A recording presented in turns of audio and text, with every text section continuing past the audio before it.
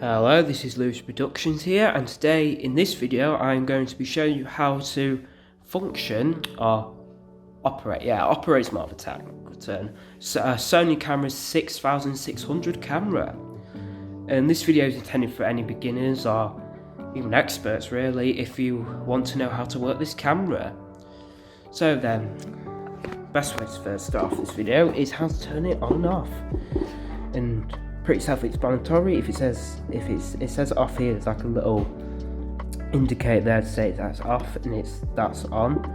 So if you just turn that, it will voila turn on like that. Very simple.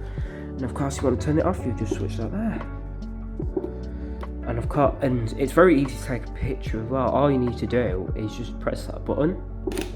You'll hear a click, and that indicates that it's been taken the picture right there.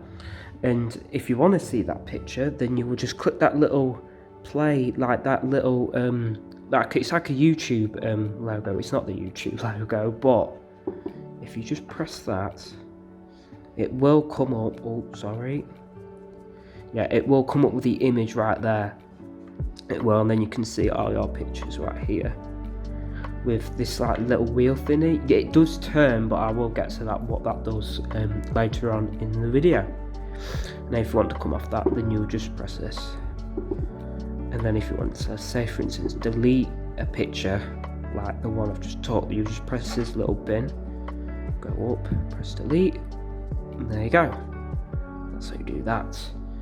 Now then, if we turn the camera over, you can see the model number. So if you don't know what your the camera model you have, it will either say at the bottom or the top. It does say at the top as well, like the number of the camera. So if you don't know to do that, there is also a little sort of like circle silver right here. That is how you put the tripod in. So say if you want to take a picture or mainly film a video, then you can use a tripod. I do have a tripod, so that very comes in handy. Right here is your memory card and the battery, and you say it says lock and open. It has on lock in the moment that switch, but if you turn that, switch that, you will see there's a battery and the SD card there. The SD card basically allows all the image and videos to be stored in it. There's all like technical like stuff about it, like how, you know, all like gigabytes and all that, like how much to store it, but it's very complicated. I'm not that expertise, so there's that. Then we have the zoom lens right here, and basically what that allows you to do is zoom in and out of a picture or image. So say for instance I held this up and I did this, it will zoom in and out. Voila, it's very simple, very easy to use. And then this is the focus lens right here, the one on top, and that basically allows, oh it's already doing it. Yeah, you'll basically allow that to focus on anything, like as you can see here. It doesn't really look that good. Oh no, it does. I can see, I'm looking through my phone. Yeah, it gets blurry the more you can see there. Yeah, that's a lot better quality now. Depending, there you go. You can see how much like noisy the image makes. So yeah, that it does get times getting used to, but once you get the hang of it, you've got it.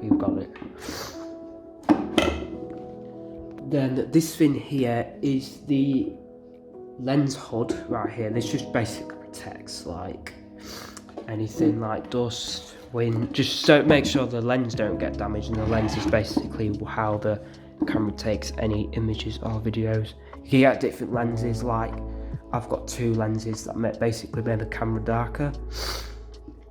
Like say for instance you wanted like a darker image or like more of a night image, you can put them on it and make that effect. Or you can get like lenses that basically allow you to get image of like insects and all that, so the lens are like really small. But I don't have them because they are like really expensive. But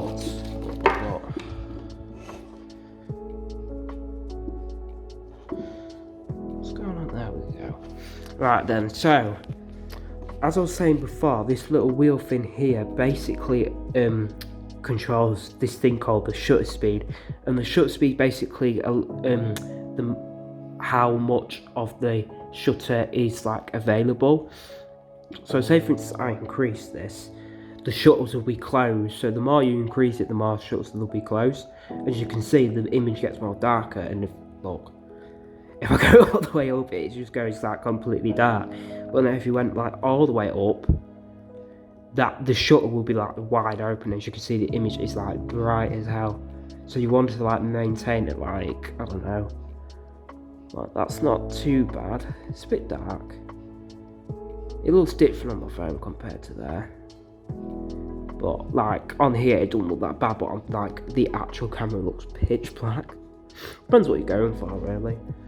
And then this thing here, this little, also like this wheel thing, this is like the f-stop. So say for instance you were taking like a portrait like photo or whatever, you want this as low as you can, because basically it will allow whatever is in front of it. The more lower it is, the more it will focus on that subject, but the higher it is, it will like focus on everything.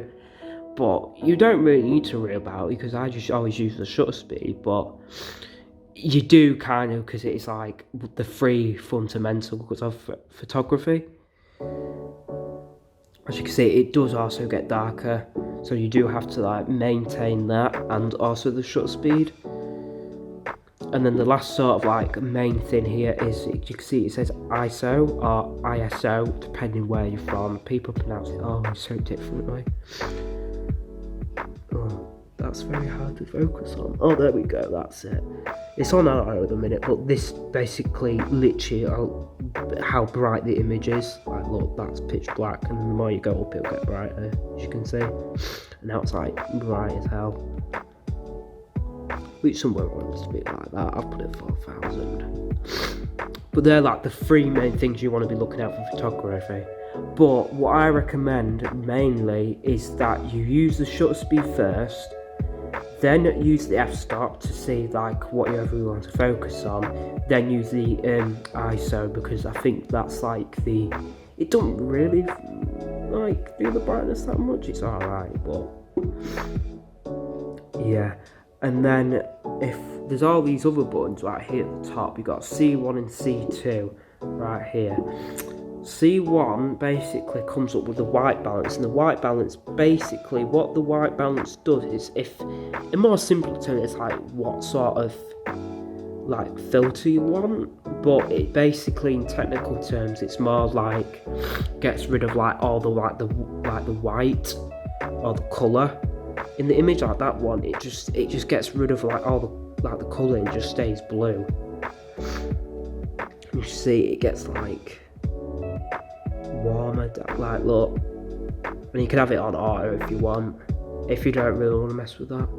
C2 basically allows what the focus is, like manual focus, DMF, continue, like automatic focus, but I just allow it on manual because then you have more control over there, and plus you can use the focus ring right here, because if you have it on auto you can't really use that. So just make sure, if you know how to use that, just use it on manual focus. And then we've got C3 here. Oh, that's the same one. I did not know that. That's the same thing. It's okay. C3 and C2 do the same thing. Right.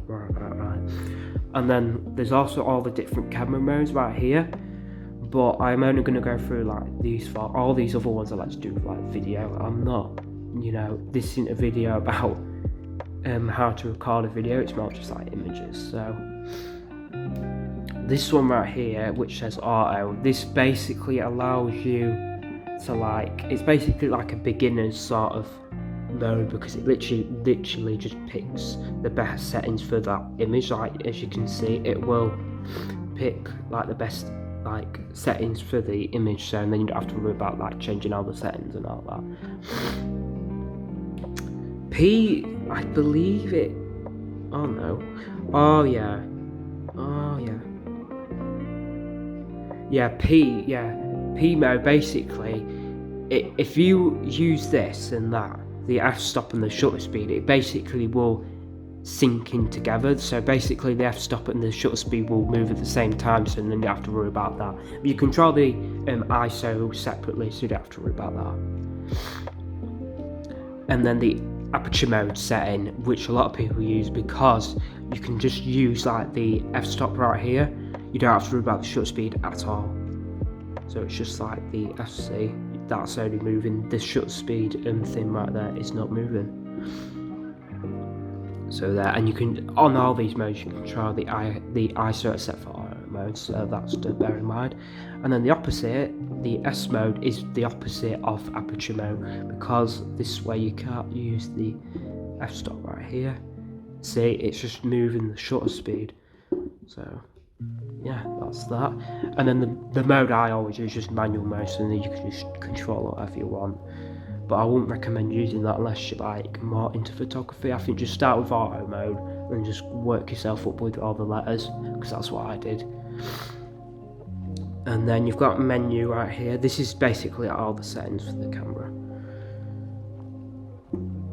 and all that. All I really recommend is just have the file to be JPEG, because if you want to transfer any videos or images to like your computer or whatever, or your phone for example, you will have to be a JPEG image, because they don't support RAW files. But if you want that really good quality, then have RAW, but I just use JPEG. And yeah, I think that's it. So I want to thanks everyone for watching, and have a good day. Bye.